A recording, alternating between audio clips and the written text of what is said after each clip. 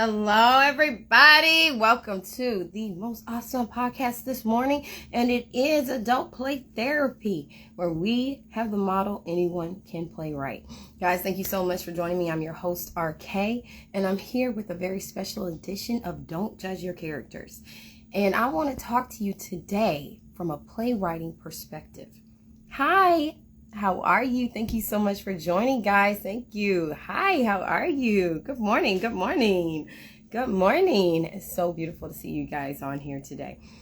Guys, as you know, I'm an indie author, and I am so very blessed to be able to say a successful indie author. Why? Because we are speaking success over ourselves, right? Doesn't matter what it looks like. You are a success. I want you guys to know that and bear that in mind. I don't always share the books that I've written, but today I'm going to share with you just a couple. This one is The Devil Has Ears. Pick it up. It's at Amazon. And this one right here, The Middle of Eden, which is my baby. I love this book so much. Very thin read, a chapter novel, or mini novel if you want to call it, and very, very easy to read. You guys can always pick these up at Amazon. You can buy it from me. I'll give you a beautiful autograph with it as well. Hello again. Thank you so much for joining. One of the huge mistakes that I made in the past as a playwright, as a writer, as an author, when building characters and structuring them, is that I made them kind of monotone. And when I say monotone, I mean made them to sound alike, walk alike, talk alike, made them so very similar to each other that maybe it was hard to distinguish who was Rachel from who was Becky, from who was Carol, right? And I believe that that's actually problematic for so many of us. And one of the biggest issues that we have is building a villain in our storyline. I see it constantly. I think that we're very much intimidated by villains because sometimes they can go outside of our moral construct, that we have difficulties being able to build the complexities and the textures of what makes a character different from the other one. You can have an A-standing moral character, and you can have one that is deplorable. So we want to dig into that today. We want to take a deep dive, if you will, into characterization and how to be able to be more comfortable building characters that are different from you. So I'm going to share a very quick excerpt from this book right here, The Middle of Eden. And like I said, it was written by me, RK Lemons Weber. You can find it at your local Amazon. I would say your local bookstore. Let's speak that into existence. At your local bookstore. Coming soon, right? But in this book, I'm just going to give you a snippet, okay, of what I mean by building characters that are different. You can come over here and sit. We won't bite hard. Angel and the chick next to her just started laughing. I guess it was one of their inside jokes or something because I didn't get it. As I walked over, I noticed Angel roll her tongue against her teeth. When I first met her, I could not figure out why she did the whole tongue action to begin with. My initial thought was that she was trying to come on to me, but by her actions tonight, that was not at all the case.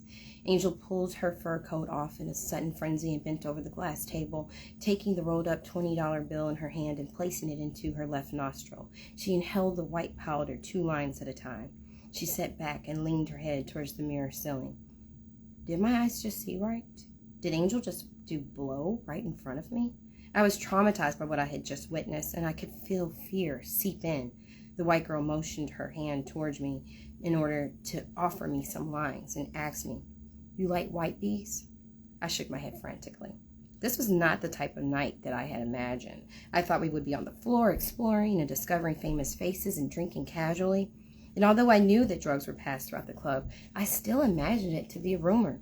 I definitely didn't think that Angel would be into drugs, yet here she was indulged in a mind-numbing high right next to me.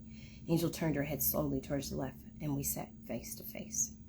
Girl, you better get some of that S. It's the only way to fly. Every slurred word that splattered from her lips was incoherent in comparison to her naturally clear and enunciated language. Angel, can we go? I knew that my question was out of place, but in all honesty, I was totally uncomfortable with my new environment. Angel stood up quickly and stared down at me with pure hatred in her once beautiful hazel almond-shaped eyes. I know that you did not just ask me if we are leaving. What's your deal? I bring you out here to my establishment and you don't know how to enjoy yourself? Did you not realize that you were playing hardball when you walked in here, little girl? Her sudden rage frightened the hell out of me. I began to regret having agreed to go out with her. Better yet, having even bumped into her at the hair salon. I just don't feel comfortable. In a mocking voice, she imitated my fear. I just don't feel comfortable. Well, make yourself comfortable. You're effing with my high already. Don't F with my money, Eden. She stared straight at me. Money? What was she talking about? How was I effing with her money? The white girl sitting next to her, released from her high stance for only brief minutes at a time, said, "Oh, girl is serious about her dough, for real though." She then laid her head on the arm of the leather couch and dozed off again. Now, Eden, I brought you up here because you seemed like a nice girl. I thought you needed some... She stopped her sentence and sat back down on the couch, gripping her head. She pushed a few strands of loose hair from her face and looked at me. The once shy and secretly seductive female that I thought I knew before was gone, and all that was left was an empty, money-hungry vessel. Now, of course, the book does go on, and there is a conclusion to this. If you want to read more and find out more about Eden and Angel, I suggest for you to get this book, The Middle of Eden. Like I said, this is my baby. I love this book. But I read that to you so that you could get an idea of the contrast between the two characters, in which Angel seemed like this really nice, soft, shy young lady. And now she is no longer that person. The mask is gone, and she is this ruthless, cold-hearted female. Whereas we have Eden, who tried to fit in with Angel and fit in with the group and fit in with the crowd. And now she realizes, this is not where I'm supposed to be at. I am not like this. I am not comfortable. I don't want to be here. How did I create two very different characters and not have to get input from someone else as a co-author? I didn't judge my characters. I did not judge my characters. I let both of them be raw. I let both of them be emotional. I let both of them be authentic. I let both of them be human. And I believe as authors, we owe our characters that right to be human while they're in the book, while they're in the pages, while we're writing about them in our captions. Whichever way or form that you write about your characters, be it on a social media page, be it in a physical book, an ebook, you owe your characters the right to be personified as human beings. Because the reality is that human beings come in all different textures, all different complexities, all different layers. Everyone has these different issues that are real to them, and they need to be acknowledged. I don't want to just come from my own personal being as far as being an indie author. I also want to give you guys some understanding from what other authors are speaking. So I went to Backstage.com, and there's a writer-director named Cian Heder, and she manifested this film, created a film, in which she's had spoke about how the mother in the film was this hardcore drunk, made lots of bad mistakes, was very, very flawed. And one of the things that she found was that it is hard. It's hard to write these characters, to direct for characters that are immoral. If you haven't been through that in your life or something similar to it, this is her quote, it's very easy to judge that character and to look at her on the page and to think she's a terrible mother. And of course, she's coming from the character in which she was a director to. She was directing a specific actor on how to be able to embody the essence of this terrible mother character. And she stated further, there was something about Tammy that was completely not judgmental about that woman. It was what was so great about her performance. So any of us who are using 1/6 scale dolls or any kind of medium form to put our characters out there, to embody the character so that the storyline can go forth, we don't have the issues of having to deal with a human who has a moral compass, because our dolls don't have a moral compass, right? They're plastic. That's just the reality of it. Or whatever medium that you're using, if it's not human, then there is no moral compass for that particular medium to have. We, as the author and creator, have the moral compass. And it's very, very easy for us to say, that's not right. Oh, that's too horrible. Or even if we want to put that particular character out, we then feel judged by the audience. If I put that out there, people are going to think I'm horrible. People are going to think that's my life and that's what I experienced. And I don't want to give myself a bad reputation. I don't want them to discontinue following my page because I put a character out there that is a certain way. I'm going to tell you, it took a lot of guts and a lot of balls to even read this aloud to you guys, because I don't really know where everybody else's moral compass is, but I know that Angel has to be able to have a right to be who she is. So does Eden in this particular storyline. She has a right to be who she is. And I want you guys to have that same kind of stance when it comes to the characters that you build. It's okay that they're flawed. Don't judge them. Let them be whole as they are. Because we have this thing called the storyline arc, right? There's a story arc. And a lot of times in a story arc, you're going to see where your character is going through some type of obstacle, some type of situation that can be life-changing for them. So if they start off and they're completely flawed, they have all kinds of issues, they're a villain, they're horrible, right? You want to be able to allow them that space to be horrible. You want to allow them that space to be human, to be flawed, to even to a certain degree, right? To be amoral. There was a movie my husband and I watched years ago, and it starred Kevin Costner, who I think is an amazing actor. And this particular story, he happened to be a villain. He was just completely immoral. He gave no F's at all, okay? If he needed to bash someone over the head, he did it, and he did it without any kind of regret, no remorse, nothing. But he was an amoral character. He couldn't figure out if what he was doing was right or wrong, and it didn't matter to him because he was not designed to have those kind of emotions or feelings. He wasn't. And there, unfortunately, are people just like that, who are not designed in such a way where they're able to go, this is right, this is wrong. So whenever you have a character, you want to allow them and give them the privilege to be who they are. Don't judge the character as you write out the script. Because when you do that, you limit your character from being all of who they can be. And you also limit your freedom to play right? Oh, thank you. I love the new hair. I appreciate it. I'm going through my own summer thing. As many of you guys know, you can go back to previous lives and podcasts that I had. You'll see that my hair was in locks, and I had locks for close to 9.5 years. And I love my locks. I still miss my locks so much. But I wasn't really able to do all the things that I wanted to do with my own hair. But I had a promise onto the Lord of what I was going to do with my hair at that particular stance. And then he gave me freedom to go ahead and cut my locks and release myself from any negative energy that was attached to my locks. And now I'm just having some fun with my hair, right? I'm playing with my hair right now and enjoying myself. So I thank you for seeing that. All right, now we're going to go to screenplayhowto.com. And I'm not going to go through this whole thing because I wrote a lot of notes on it. But here goes the main thing that I want you guys to grasp from screenplayhowto.com. There are many rules in screenwriting.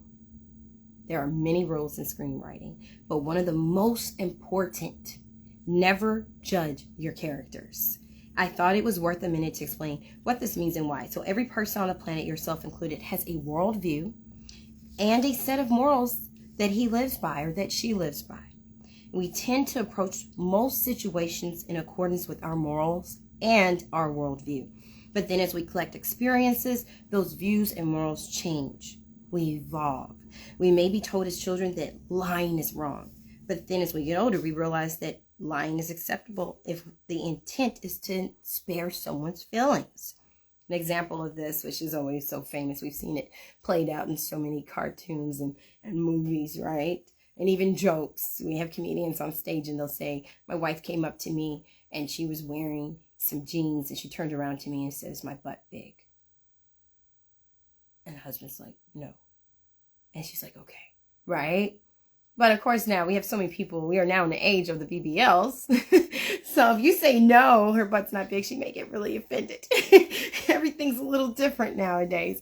But nonetheless, what I'm getting at is that when comedians, or if that's in a storyline and the character says no, they're saying, I did lie, okay? But I wanted to spare my wife's feelings, okay? I'm not saying it's acceptable. I'm just saying that this is what we see plastered on our TV screen very often from different characters and from comedians alike.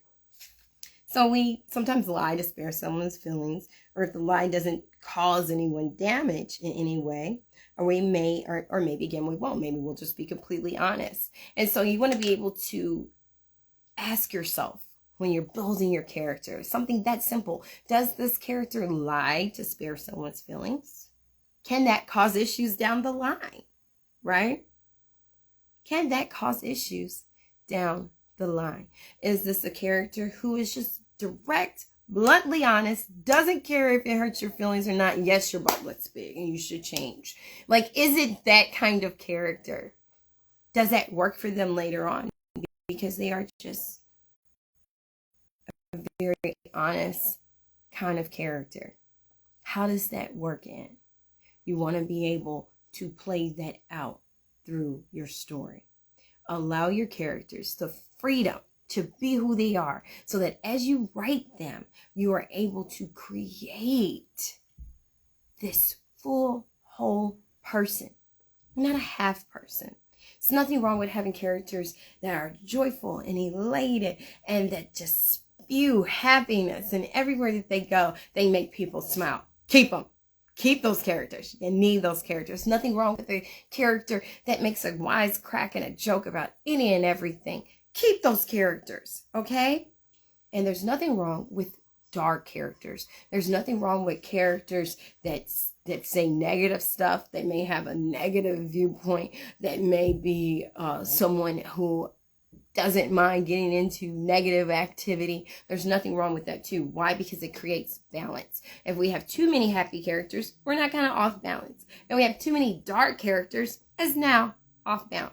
You want a storyline that has balance. If you're creating a play, like in this book right here, The Devil Has Ears, you can purchase it on Amazon or by me. And if you get it from me, you get a signed copy. But in this book right here, there are several different vignettes. And some of these characters are very, very dark. Did I creep into like my utmost darkest with these characters? Probably not. But you still have characters that are going through issues. And it's authentic issues. Let's be honest, guys. Let's be honest with ourselves. Not everyone comes from a two-parent household. I think the two-parent household thing really started to phase in the 70s and 80s, quite honestly. Doesn't mean that it doesn't still happen. Praise God, our kids are born in a two-parent household. Love it. Not everyone's parents are married. I was raised as an only child. My parents got a divorce on my first birthday. It was almost like a birthday present to me. That's what I always say. I'm like, I guess that was my birthday present. I wasn't very happy about it, but nonetheless, my parents weren't married. Not everybody's parents are into the Bible or into the Word or into the Quran, or not everybody grows up in a religious household. Not everybody's born into a household where morals are being taught. Some kids are in the foster system. Some kids are orphaned. Some kids are being raised by grandparents and aunts and uncles. And I'm pretty sure if you think about it, you know some people, if not even yourself. There are some kids that, drugs is a regular thing that's shown in front of them. Some kids are taught early on how to be able to sell drugs, right? Some kids grow up in a household where mom cheats, dad cheats. There's lack of fidelity in the house. Some kids grow up where resources are very, very hard to come by. And there's other kids who grow up in affluent households where money is right there anytime, whenever they want it or need. They grow up at the age of 12 with a credit card in hand and a cell phone and a tablet and a laptop. You want to think about that when you build your characters. Why? Because the character that came up from nothing, that may have had drugs all around them, can end up growing up to become a criminal and live out that path. The character that grows up in an affluent household where everything was right there at them can grow up in the path of criminality, being a criminal as well.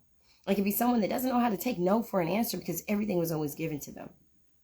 On the other hand, you can switch that all around, and the character who comes from being in a deprived household grows up to become a success, who's a moral standing person, who looked at their circumstances and said, I can do better than this. This is not what I desire. You can also have the character that comes up from an affluent household where everything was given to them. They never, ever had to ask, beg, plead for anything. And they say, you know what? I want to become a missionary. I want to help other people. I want to build a company that helps other people. I want to have a 501c3. I want to do this. I want to do that. That's going to help other people.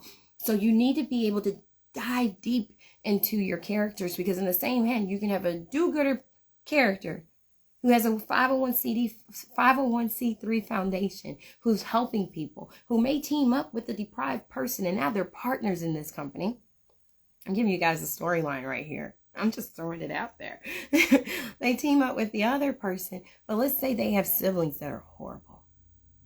Let's say they're the best of the best out of the household and everybody else is crummy. Show that. Show that. Show that in the midst of them being do-gooders, they have siblings that are rotten, who didn't know how to be able to take no for an answer. Show that. And I understand that so many of us are limited on the social media platform. I see it constantly. I've been banned. I'm shadow banned. I can't do this on here. They took away my post right here. I'm seeing multiple people in our doll community alone that are having to go to writing blogs, and they don't mind it, but it is a little bit of a added complexity that they were not expecting. But to be able to really dive deep into their story, to either show intimacy scenes or to be able to show more of the darker side of their character, they're having to go to the websites and start a blog. If that's what you have to do, do it.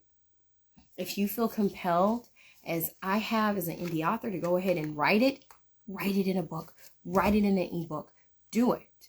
Don't allow your story to suffer and your characters to suffer because you just want to give the minimal to keep things at peace. This is not about keeping things at peace, guys. This is about being authentic and true to the characters that you build. I'm so big about authentic characters. If there's any which way to really tick RK off when she's reading something, is to give me a book or to present me with a movie that does not have authentic characters. I'm not going to call it out. Like I, for the most part, would never, ever call it out. Now, if it's a movie, I'm going to call it out. I don't really feel too bad. I just recently watched a movie. I'm not going to give out the name, one, because I can't remember it. Make sure it's memorable, okay? I can't remember it. And it was a Christian-based movie. I love me some Christian-based movies. I do. A lot of them are very family-oriented. As many of you know, my husband and I have 10 children, so I'm always looking for family-oriented movies. When it comes to what we watch in our private time, my husband and I'm not really looking for family-oriented. I'm looking for the nitty-gritty, okay? And I want authentic characters. When it comes to what I read, I want authentic characters, and I want nitty-gritty, okay? Take me there in my imagination. Make it detailed. Make it succulent. Make it something that's juicy and that entertains me. I want it, okay? I want it. But when it comes to our kids, I want family-oriented movies. You can say that they're sheltered. I don't mind. They are. All right. So I'm watching this movie. It was good, but I had to give it like a C- or even possibly a D when it comes to characters. Why? And it was filmed. Here's the part about it. It was filmed in my hometown in 2020. I was really expecting to be able to be like A. I'm not going to lie. I was like, I'm going to give it an A. But I have to be real. I have to be true. As so many of you may know, may not know, I was a teacher prior to actually having my children. I taught in the school system. I taught in the school system, and now I'm a homeschool educator. But I had to grade papers. And when you're grading papers, you can't judge them. You shouldn't. I really don't like it when a teacher's like, this is my favorite student. So even if they write you a floppy storyline, you still give them an A. Bull S. I am not giving you an A just because you are a shining student. If you give me crap, I am going to judge it as that, period. On the other hand, if you are a student that usually the teachers don't really care about, they have no interest in, but you give me an outstanding paper and the story is marvelous, I'm a grade it as that. That's how I am.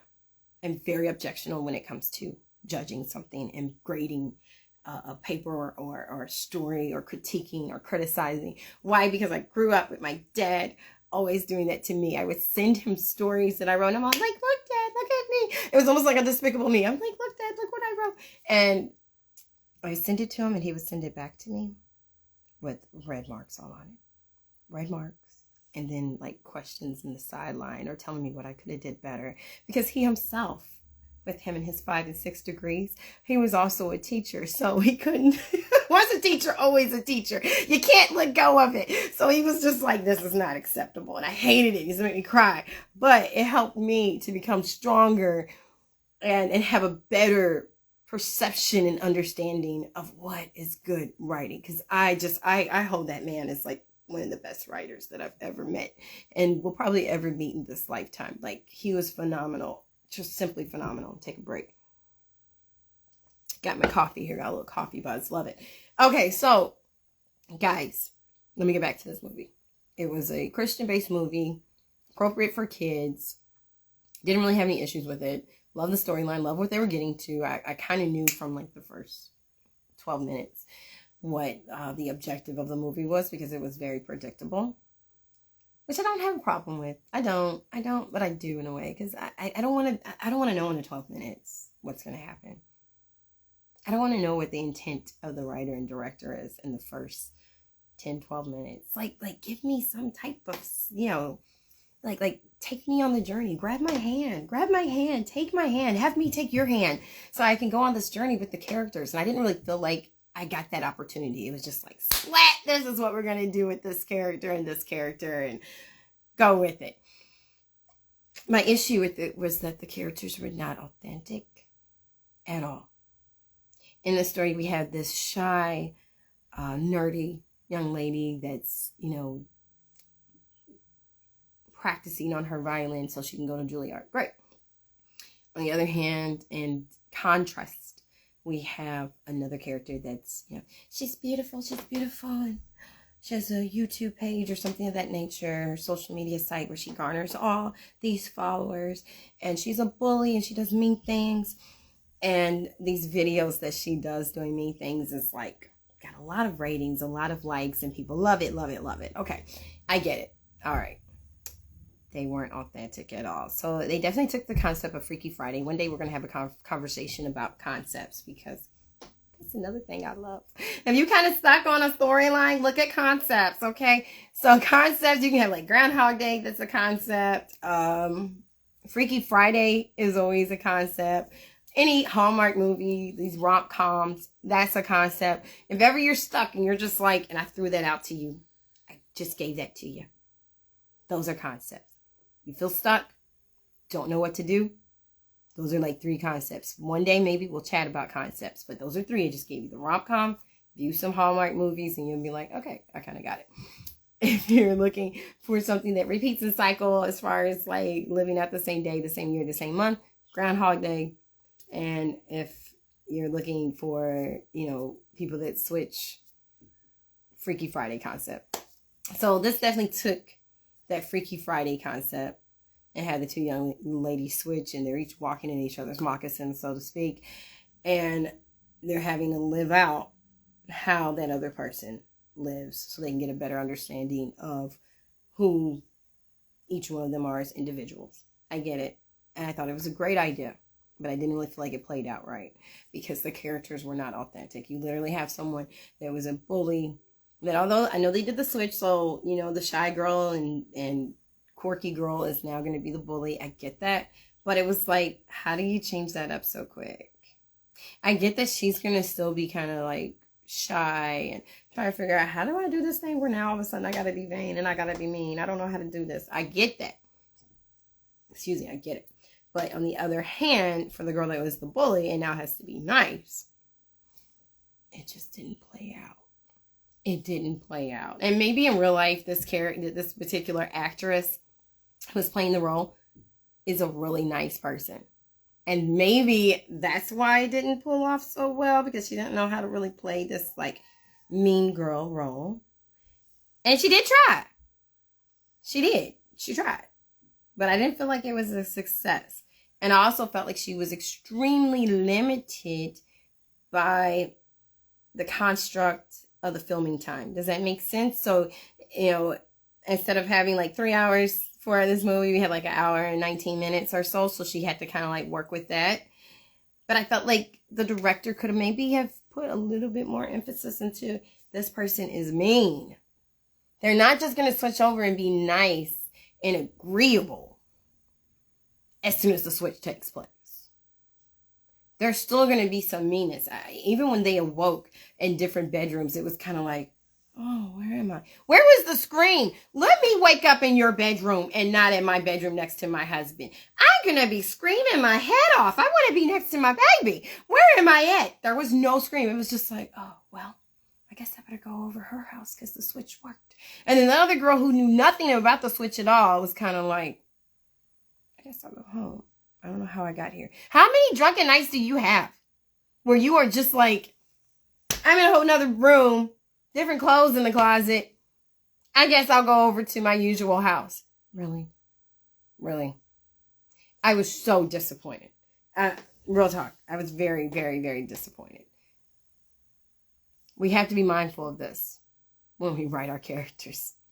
Be authentic with them. If you have a Freaky Friday concept, they switch. It doesn't have to be mother and daughter. It doesn't have to be father and son. It can be any kind of switch. I mean, nowadays they even have one where like the whole family did like a family switch, right? I haven't seen that movie yet. But it could be any kind of switch. You can switch. Shoot, the movie Soul, they switched places and one soul was inside the cat, another soul was inside of the man's body. Love that movie. Nonetheless, like they switch. I love that movie. I'm so glad that movie popped up in my head right now. Thank you, Lord. All right. I love that movie. I'm going to tell you why. Because they stay true to the characters. Like number 23, I think it was number 23 for the soul, who dropped down into the body of the man. And if I'm incorrect, please let me know. Hi. But listen, that one dropped down into the man, right? Can't remember his name. I remember the name Dorothea. He played for Dorothea. Soul is a great movie. The only reason why I remember Dorothea is because my mother. I'm like, anytime I hear that name, it's so unusual. I'm like, yeah. Nonetheless, I do remember the one, and he was the jazz musician who he played for. Can't remember his name. If you remember, please put it down. Nonetheless, number 23 drops down into him. He's now a soul inside of the cat, right? Is that right? Yeah. I'm making sure. I'm like, oh, that's right. Yeah, that's right. I love it because they did not switch the personalities of the characters. Does that make sense? They didn't make number 23 now all of a sudden a being that was like, I know what I'm going to do in life. Because number 23, if anyone's ever seen Soul, and if you haven't, definitely check it out. Number 23 is kind of like, I don't know what I want to do in life. And you're not going to be able to tell me that living life is something that I need to do. Because I'm fine right here just being a soul. I don't want to go to Earth. Whereas you have another one that's like fighting his way back to Earth because he's like, I wasn't supposed to die right now. And I know that one was voiced by Jamie Foxx, but he's just like, I wasn't supposed to die right now. I want to get back to Earth. I got a gig coming up, a really, really important gig that I've worked my whole life to be able to get. I am not ready to be able to call it quits. So they have two different missions. This movie's so good as I talk about it. They have two different missions that they're both trying to accomplish. And if you want to know something, my husband and I, we have conversations like this all the time. When I say he's my best friend, I mean it, hands down. Like, we talk about movies, we talk about characters, we talk about story, talk about this with my kids. They're my little miniature best friends. We're able to talk about these things, and I love it. Like, it fills my little, my little happy capsule inside of myself. So nonetheless, they both have two different missions. They both stick by those two different missions, even when they drop down on Earth, because number 23 is like, I don't want to be here. But in the same hand, they're like, this pizza tastes good. Wow, that sun is bright. Wow, that's a pretty bird. Like, just admiring life. Whereas the main character, who's now in the body of the cat, is like, I don't care about any of these things. I just want to get on the stage and play the piano for Dorothea. That's it. And I love it. I could go into like the meaning of that, like whenever we're very just kind of have those horse blinders on to life because we're just so headed in one direction that we forget to kind of take off the blinders and look around us. We actually forget to be grateful for what we do have. Whereas number 23 was like, learned, there's that character arc, that story arc or character arc. Learn to be grateful for everything that was around. Grateful for the lollipop, grateful for people's stories and what they've gone through in their journey, interested in human relations. Whereas the original character and the primary character and the main character had lost that zeal for life, had just thought that I'm just supposed to play on the stage and become famous. And if I don't become famous, then life isn't worth it. And both of them had to go through this character arc to be able to find and discover who they were as individuals. So I would definitely suggest for you guys, and I have other notes, but I don't really feel like we need to go through those notes because we're so close to the end. And this has been such a great conversation with you guys. And I thank you for rocking with me. But I would definitely suggest for you guys to check out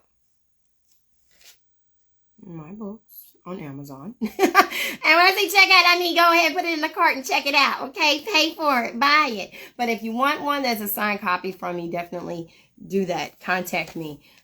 This is one of my cards right here. Business cards. Yep, I'm putting it out there like that today. Yes, I am. There's other books too on Amazon that I have written that you guys can check out. There's some books that I've co-written, but I got to get all that other information from their website. Nonetheless, after I just put all that blurb out there, I want you guys to check out a rated B movie. When I say rated B, it means like rated bad, okay? That's what I like to do, okay? As much as I love movies that have substance, and I'll give you a movie that has some substance. Was it called The Glass Onion?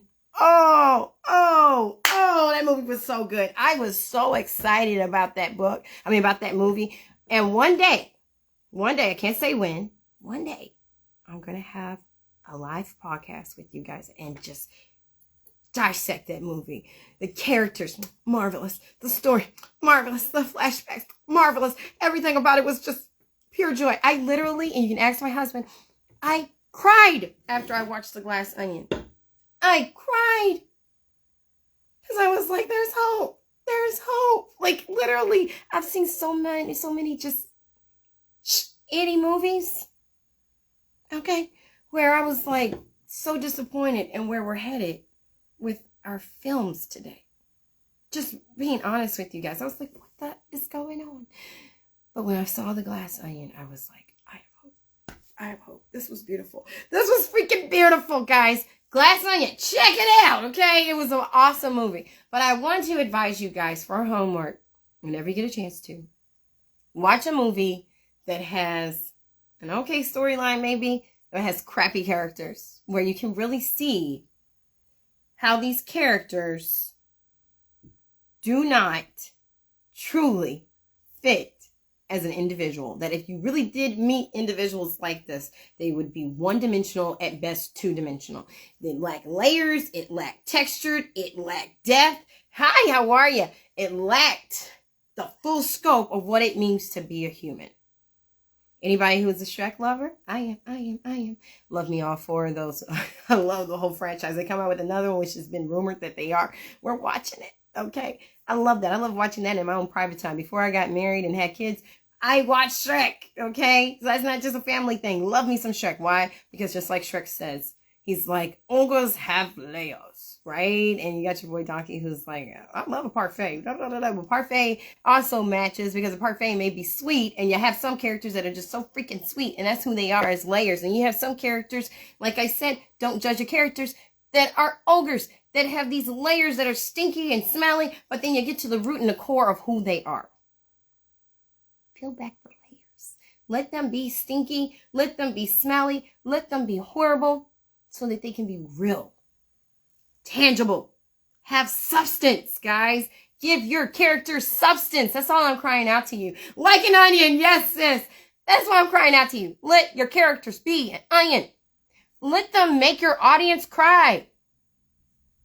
You're not putting an onion into the refrigerator or freezer so you don't cry.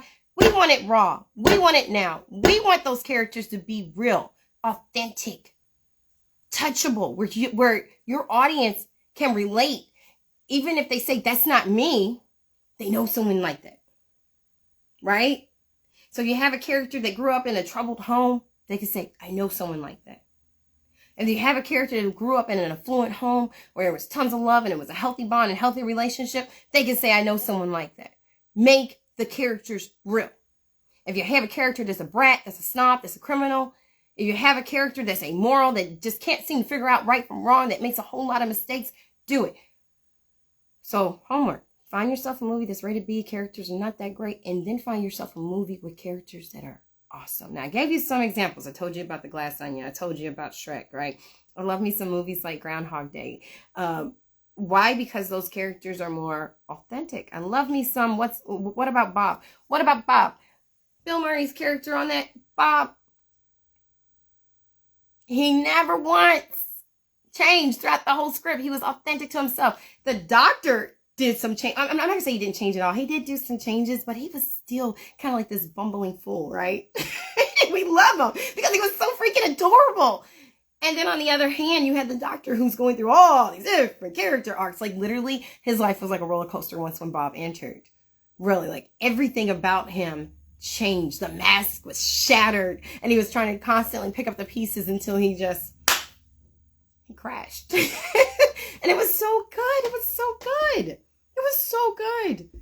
Masterpiece. I hope they never ever remake What About Bob because it's a masterpiece and classic all on its own. Check out those movies so you can really be able to have a good contrast of what is good character building and what is allowing your characters to just be themselves compared to not allowing your characters to be themselves. Because when you work so hard to have your characters conform to a moral value, you lose not just your audience, but you lose the essence of your characters. And I don't care how many people are like, oh, I love the movie because the characters were so happy and nice. Were you being true to your characters? At the end of the day, if you were to sit down with your characters at a table, okay, and you ask those characters, did I give you justice? When I wrote you, do you feel like I gave you justice? What would those characters say back to you? Would those characters be like, yeah, you wrote me exactly how I am and you mapped it out result-wise the way that I would figure it would be? Or are those characters going to look at you and say, no, not at all. That's not the direction I would have took. You had me go to rehab. I enjoyed doing meth in the alley. Why would you change that? Like, honestly, now some of us may go, oh my God, I can't believe what you're talking about. But let's be honest. Not all characters are saying they want to go to rehab. Some characters are enjoying their life like it is. Maybe, perhaps, that character was not supposed to make it to the end of the book. I know we don't like talking about it. I don't either. I literally have a manuscript to this day. And I love this manuscript. And every time I go back to it to try to finish it off, I just can't bring myself to do it. Why? Because I have a character in it that I know as the author is not supposed to make it to the end of the book. It is so hard for me. Have not finished it. None of us want to have a character die or be killed off in our storyline. For the most part. Some of us are like easy at it, and I admire you. I have even given you guys shout outs. I've talked to you directly and been like, I love how you did that. It is not easy for me. I don't like killing off my characters. I don't. But in this particular story, I know that is the fate of one of the characters, and it's really, really hard for me. I even heard Harrison Ford, and I'm so close to being done, but I love talking about characters. Harrison Ford, he spoke about Star Wars, and there's one of the Star Wars movies, number 8, number 12. I don't know. There's so many, right? Nonetheless, they finally killed his character off. And when they did an interview with him, he was like, I'm actually glad they did. He said, because I felt it should have happened earlier on. Why? Because he knows his character. He's lived this character. He's embodied the essence of this character. And I'm going to tell you something, guys. Because not only have I had the beautiful privilege of being able to write these masterpieces, and like I said, I have a whole nother collection of books and plays and poems that I've written, which has been a blessing onto me. But listen, one of the things that I've also been very, very privileged to do is to work with humans. Literally. I've had the beautiful pleasure of being able to direct my plays with humans, as well as to, I I had like submitted a play and I won with Smoked Apple Theater, and the actors, they assigned a director and assigned the the cast as well. And I would work directly with the director as far as what I liked and didn't like. And then I went to the premiere and I watched them do the play, and it was beautiful, and I loved how they did it. I loved their rendition. And oh, someone was probably like, what play was that? I will let you know what play it was. It's been so long. It was Afromaniac. It's in this book. That's why I was like, what is the name of it? Afromaniac. So Afromaniac is one of the plays that Smoked Apple Theater performed, and I thought they did beautifully. Other plays that I've had performed, I was able to direct those plays. Other plays I performed, my husband and I directed, as well as also starred in. So I'm saying all this because I've worked directly with humans, and one of the things that I've learned in working with humans, and that I take with me when working with humans in the future, is listen to your actors. I'm putting this out there. So if you're someone who works with actors right now, if that's something that's an aspiration for you, listen to your actors. Why? Because your actors are the ones that are embodying the essence of the characters. They have to walk it. They have to talk it. They have to live it for however long that play or that movie, is going on, right? They have to be that person / character. So if your actor says to you, this doesn't feel natural, and this is like the huge plus of working with humans compared to working with plastic. Love me some plastic, don't get me wrong, but plastic really doesn't give you input. Get your mind out the gutter, okay? Someone's mind went in the gutter. I don't know who it was. Nonetheless, plastic doesn't give you input, okay? But when you work with the real thing, you're working with humans. Humans can give you input. Humans are going to say, this doesn't feel right. My character wouldn't say that. My character wouldn't do this. Or they may end up saying, hey, when my character comes in, can they wear this instead? Because I really do feel like this is what my character would wear. Listen and allow them to do it. There was a play that we did, The Bloodstained Diaries, and had a character named Mimi. I love the name Mimi. I do. There was a lady at the hair shop when I was really, really young I used to go to, and I'm about to conclude this little story of mine. But guys, I met her, and she was just so full of life. She was very complex. She was hot-tempered. She was a hothead. She was funny. She was sweet, but she was like saucy too, right? And I fell in love with the name Mimi because of that. And I just felt like it was such a hip name. Okay, now I was kind of a nerd. I was definitely somebody who was a bookworm, went to the library by choice, volunteered, loved it. Okay, that was me, and I had some other quirks with myself, but the name Mimi I just thought was awesome. And I was like, one day, and I went to church with a lady named Mimi, and I was like, oh, I just love the name. And just so happens to be right, Mariah Carey's right behind me named Mimi. So here goes the deal. I love the name Mimi, wanted to one day incorporate that into my writing, had the opportunity with the book, The Bloodstained Diaries, and I have the character Mimi, and she's the mother, and she used to be hooked up on drugs. In fact, she still wasn't there for her daughter Farah, which happens to be another name I seem to love a whole lot. Nonetheless, with this particular book and with this storyline, when we actually did the play, well, before we did the play, we were doing rehearsal. I remember that the lady who was going to be playing Mimi, she said, I have some ideas with Mimi. Will you give me some creative liberties? And I'll admit, that was like my first time really being asked that. Although I had did plays before in undergrad, and I had worked with other people after graduation from college. And this was one of the first times someone said, can I have creative liberties? And as somebody who was a micromanager, who liked having control, that was one of the hardest questions someone has ever asked me, because I was literally like, on the inside, I didn't show it. I tried my best not to, at least. On the inside, I cringed. I was like, no. Like, she's written perfectly. But I went outside myself, and I was like, yeah, sure. Why not? I didn't know what to expect. So on opening night, when she came out, because I still hadn't seen her, and I was in the audience, Mimi comes on to the stage, and she had raggedy shorts on. Her legs were ashy. She looked like she just got done snorting. And I was like, beautiful. It was freaking beautiful. She took her creative liberties to a whole different level than what I had even imagined with that character. And to this day, I applaud her. I applaud her for taking and owning that character and making that character hers.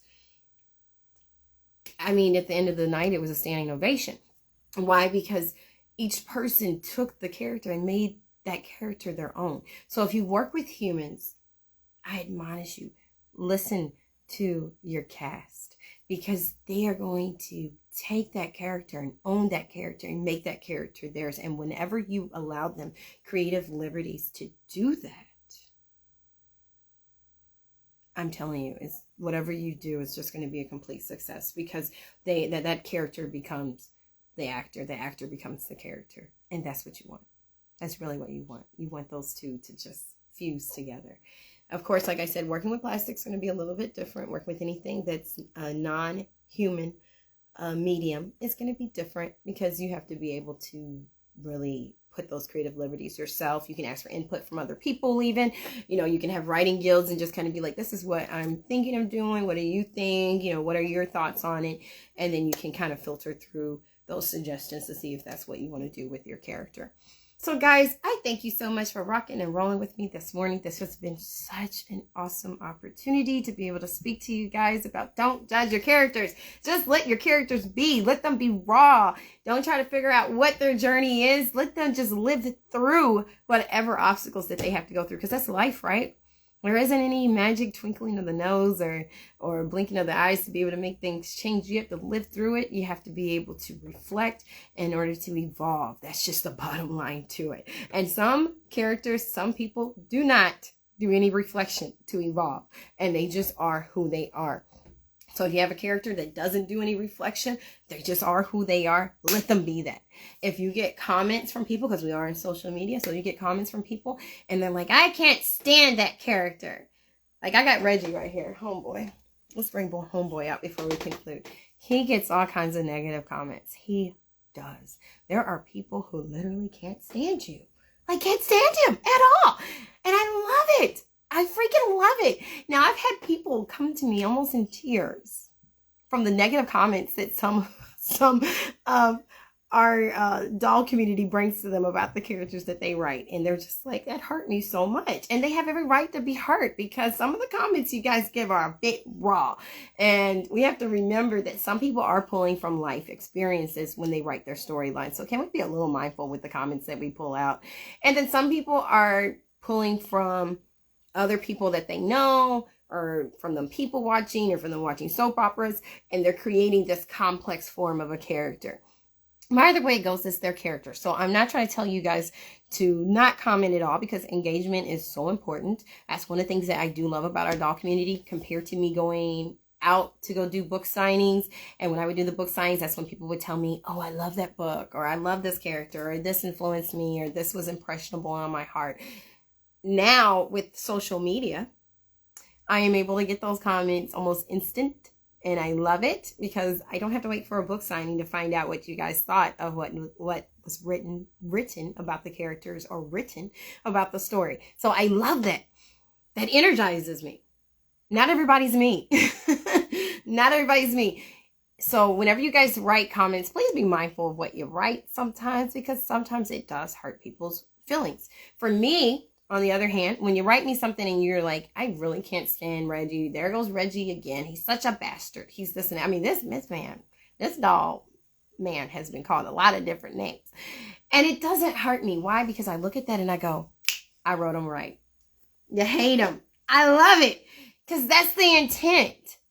Know your intent with your characters. If you have a character that's flawed, guess what? Your audience is not going to always like him. And if they don't like him or they don't like her, that's okay.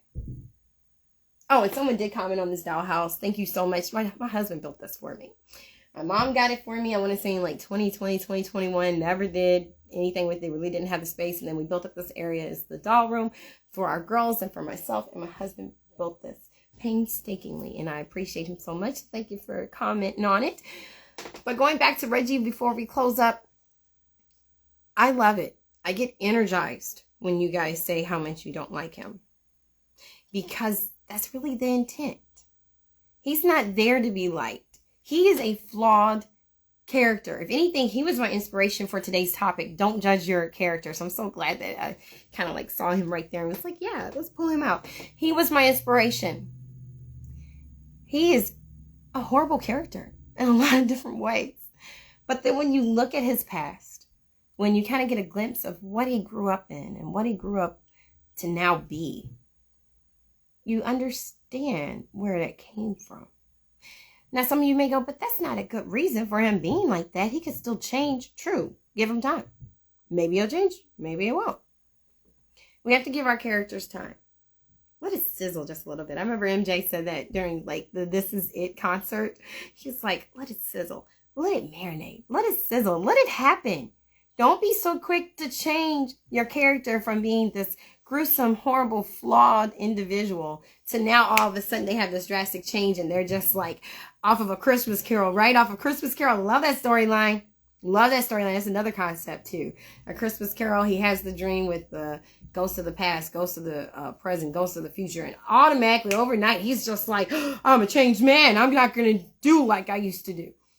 Maybe that happens, but it's so like not always going to happen in real life. Maybe for some people, they have that once in a million reflection time and they're like, let me live life differently.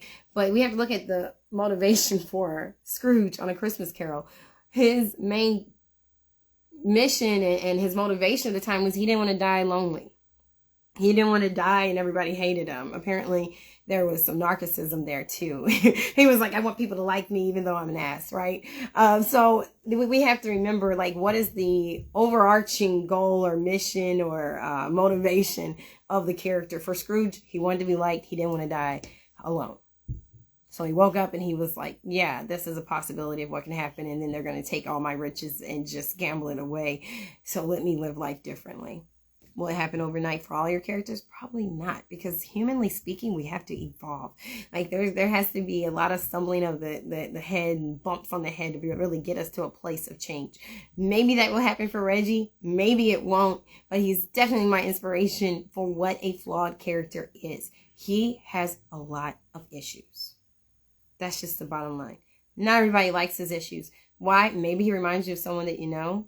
Maybe he's the kind of guy that you would never want to hang out with, never be around, because he's so immoral and he can't seem to get his stuff together. And that's okay.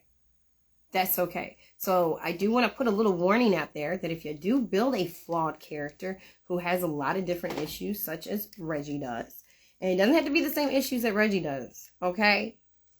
I don't mind being a blueprint for someone, but when we talk about being authentic, that means building characters that don't remind your readers of someone else's storyline, okay? So when you're building authentic characters, it should be characters that are original to your story, okay? But I am going to say that as an example, Reggie is very flawed. Allow yourself to be forewarned that not everybody's going to like it. People are going to give you comments that are not always going to be nice. And you got to take it with a grain of salt. You got to be able to look at it and say, this character is being effective. It's not that they're saying that you're a horrible writer. It means that you're writing it successfully. You have detailed this character in such a way where people feel it. It's tangible. It's real. It's authentic. That's the goal. And you have a character that's a really happy-go-lucky character, and people write in the comments, I just feel her smile radiate to me through this post or through this reel. That means that you're effective. Whatever you were aiming for was a success. Give yourself a pat on the back. Be happy about that. Continue to write that character as such, unless that character has something very drastic happen in their life to where they then have a change. And you want to be able to detail that as well. So guys, I thank you for rocking and rolling with me today. I do hope that this particular conversation about don't judge your characters was helpful to you. Let me know in the comments, like it and share it, and I'll talk to you guys